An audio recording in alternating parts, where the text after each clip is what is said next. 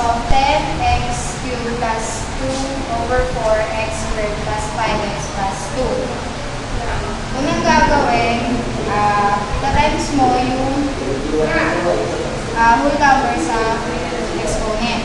10 times 3 equals 30. X, tapos, lagi daw yung exponent may minus 1.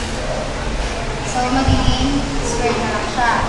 Plus, 2 over 4, ay 2 over 4 is 2 times 2 equals 4. 4 times 2 equals 16.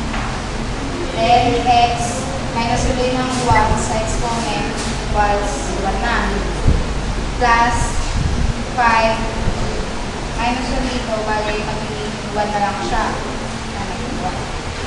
Tapos, sabi sa rules, yung whole number, walang variable, equivalent na siya sa 0. Then, magiging sagot, 30. Ay, iaan natin para multiply natin sa 4. I-divide para 30 divided by 4 equals 8 times 120 x squared plus x plus 5 times 4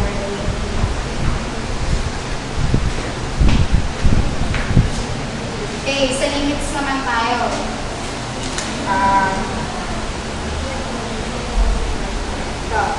X squared plus 10x plus 24 over x plus 4 equals, yung factors niya ay x plus 4 saka x plus 6 over x plus 4.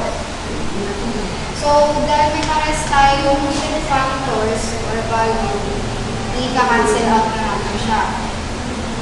Ang matitira na lang x plus 6. Then, ano ba yung value ng x? Ang value ng x ay 5. So, magiging 5 plus 6 equals 11.